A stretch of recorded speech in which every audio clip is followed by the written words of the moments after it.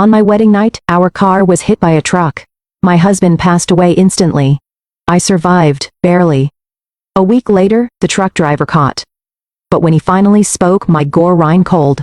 He wasn't just a driver. My name is Sarah Mitchell. I'm 28 years old. On my wedding night, our car was hit by a truck, and in a single moment, everything changed. My husband died instantly and I survived barely. A week later, the truck driver was caught. But when he finally spoke, my gore ran cold because he wasn't just a driver. The wedding hall was filled with lights, laughter, and music. Everyone was smiling. Everyone was happy. And in the middle of it all, I stood there in my white dress holding my husband's hand. Leon Archer. He looked at me like I was the only person in the world. "Are you happy?" he whispered softly. I smiled, trying not to cry. More than anything, we had been through so much to reach this day. Years of love, small fights, big dreams, and now finally, we were together forever. Our family stood around us clapping, laughing, blessing us. My parents were emotional. His parents couldn't stop smiling. Everything felt perfect. Too perfect. After the ceremony, we spent time with everyone, taking pictures, cutting the cake, laughing with friends. Leon never left my side for even a second. At one point he leaned closer and said, "Let's go. I want you all to myself now." I laughed already. He smiled. "I've waited long enough." We said our goodbyes and finally left. It was late at night. The roads were quiet and the city lights blurred softly through the car window. I leaned my head on his shoulder. "Can you believe we're married?" I whispered. He gently kissed my forehead. "I've believed it since the day I met you." I smiled, closing my eyes for a moment. Everything felt calm, safe, perfect. Then suddenly a loud horn, bright headlights, and then crash. The world turned upside down. Glass shattered everywhere. The sound of metal crushing filled my ears, and my body jerked forward violently. I couldn't even scream. Everything went dark. When I opened my eyes again, everything was blurry. I could hear voices, beeping sounds, someone crying. My body felt heavy, like I couldn't move, and pain shot through me the moment I tried. "Stay still," someone said. I blinked slowly. White ceiling, hospital lights. I was alive, but something felt wrong, very wrong. My heart started beating faster. "Leon," I whispered, weakly. No answer. I tried again, louder this time. "Leon, where is he?" No one answered. I saw my mother standing in the corner crying. My father looked away. Fear started crawling inside me. "Where is my husband?" Asked again, my voice shaking. Silence, tears filled my eyes. "Tell me, please." My mother walked closer, holding my hand tightly. Her hands were shaking. And that's when I knew before she even said a word, I knew he. Her voice broke. "He didn't make it." My world stopped. "No," I whispered. "No, no, no." Tears started falling uncontrollably. This isn't real. This can't be real. But it was. Leon was gone, just like that. On our wedding night, I cried until my body couldn't take it anymore. My chest hurt. My head spun. But nothing compared to the pain in my heart. Days passed, then more days, but nothing changed. The hospital room felt like a prison. My body slowly started healing, but inside I was completely broken. Everywhere I looked I saw him. Every memory, every smile, every word gone. Family, relatives, friends, they all said the same thing. It was an accident. Be strong, time will heal, everything. But no one understood. No one felt what I felt. 1 week later, everything changed. The police came. They said they had caught the truck driver, the man who destroyed my life. My heart started racing. I didn't know what I felt. Anger, fear, or something darker. All I knew was I needed to know why. Why did this happen? Why us? The officer looked at me seriously and said, "We're still investigating, but this might not be as simple as it looks." I frowned. "What do you mean?" He didn't answer directly. "Just be ready. We'll update you soon." And as they walked away for the first time since the accident, a strange feeling crept into my heart. Something wasn't right. This didn't feel like just an accident.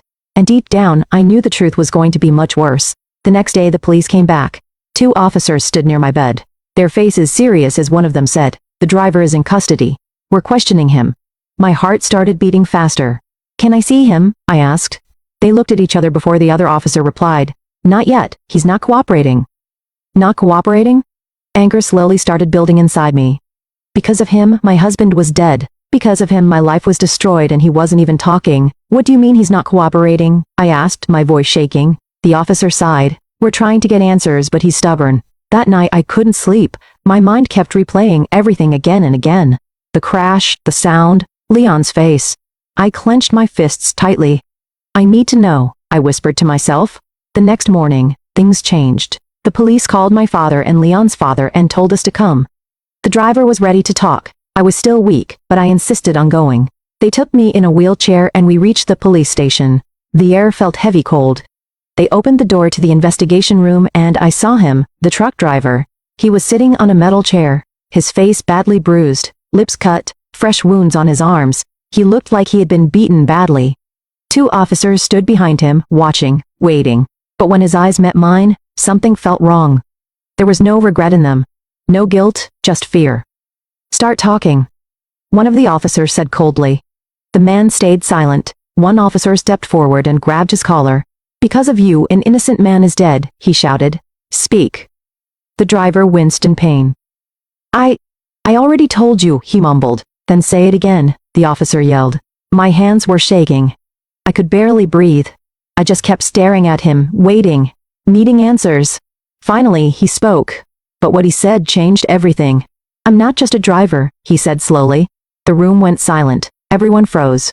Leon's father frowned. What does that mean? He asked, his voice low but firm. The man swallowed hard. I do jobs for money. Silence filled the room. What kind of jobs? Leon's father asked, calm but with anger underneath. The man hesitated then said it. I kill people. My heart dropped. The room froze. My father stepped back slightly. I felt like I couldn't breathe. Leon's father's expression hardened as he stared at the man for a few seconds, then asked slowly, Are you saying this was planned? The man nodded weakly. Yes. Tears filled my eyes. No, I whispered. No, this can't be. I was given instructions, the man continued. The car, the route, the timing, each word felt like a knife. This wasn't random, Leon's father said quietly. It wasn't a question, it was a realization. The officer stepped forward. Who hired you? He asked firmly. Tell us the name. The room went silent again, waiting. But the man shook his head. I don't know. The officer's voice sharpened. What do you mean you don't know? I never met them, he said quickly. It doesn't work like that. Then explain, Leon's father said. The man took a shaky breath. There's always someone in between, a contractor. They contact me, give details, handle the money. So, you never see the real person? My father asked. He shook his head. Never. My mind was spinning. Someone planned this. Someone wanted this. Who is the contractor? The officer asked. I only had a number, the man replied. That's it. Where is he now? I don't know, he said quickly. He disappeared after the job. The officers exchanged a look. They had already tried tracing it. Nothing. No identity, no location. Like the man never existed. The room fell silent again, but this time, that felt darker, heavier. One thing was clear. This was not an accident. It was planned. Carefully, coldly, my chest tightened. My hands turned cold. If this was planned, then someone out there wanted me dead. But who and why? I looked at my father, then at Leon's father. Both of them looked just as shocked, just as lost. The police promised they would keep digging. They wouldn't stop until they found the truth. My family said the same. They would find out who did this no matter what. But as I sat there, one thought kept repeating in my mind over and over again. This wasn't random. This wasn't a mistake.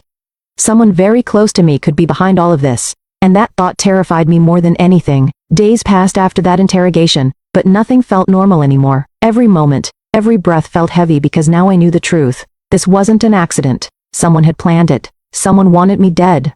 The police kept investigating. They tried everything, tracing the number, checking records, looking for any clue. But it was like chasing a ghost. The contractor had disappeared. No name, no face, nothing. The case started slowing down. Days turned into weeks and still no answers. But one person didn't stop. Leon's father. He wasn't just a grieving father. He was a powerful man. A man with connections. A man who didn't accept defeat. I will find out who did this, he said one day, his voice calm but firm, no matter what it takes. And he meant it. He started using his contacts, private investigators, old connections, people who could find things others couldn't. Days later, Leon's father called everyone to the house. My parents, his parents, close relatives, and my sister. The room felt heavy, too quiet. No one was talking. It felt like something bad was about to happen, and everyone could feel it. I sat there, my hands tightly clenched, my heart racing. Then Leon's father walked in. His face was cold, unreadable. I found him, he said. The room went completely silent. My breath got stuck in my throat. The contractor? I asked. He nodded and he talked. Everyone leaned forward waiting. Leon's father slowly looked around the room at every face one by one, then said, "The person who gave the order," he paused, "is in this room." A wave of shock spread instantly. People started looking at each other, confused, worried. My heart pounded so loudly, I could hear it. "No," I whispered, "this couldn't be real." Slowly, Leon's father took a step forward. They traced everything, the calls, the money, the meetings. There is no doubt. The room felt like it was closing in. Then he turned his head and his eyes stopped on her. My sister. My body froze. For a moment, no one moved. No one spoke. Then what? My mother gasped. All eyes turned toward her. My sister stood there, still silent. "No, this is a lie," she said quickly. "You're blaming me for no reason." "Enough," Leon's father said coldly. "You think I would say this without proof?" My father stepped forward, confused and angry. "What is going on?" he shouted. Leon's father looked straight at my sister. "Say it." Silence. Long, heavy, suffocating silence. Then suddenly she smiled. A small, cold smile. "Yes," she said. "I did it." The room exploded. My mother rushed forward. "Slap. How could you?" She cried. "She's your own sister." My father was shaking with anger. "I raised you better than this. What is wrong with you?" But she didn't cry. Didn't even react. She just looked at me. And in her eyes, there was something dark, something broken. "You really don't know," she said quietly. Tears were already falling down my face. "Know what?" I whispered. Her voice grew colder. "Since childhood, it was always you. You were the favorite. Everyone loved you more.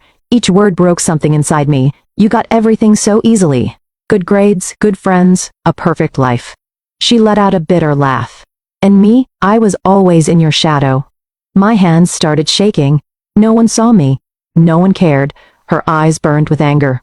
And then she looked at me. "You got him, Leon. The perfect husband, rich, kind, loving." Her voice cracked for a second, then turned cold again. "And what did I have?" "Nothing." She stepped closer. The room was dead silent.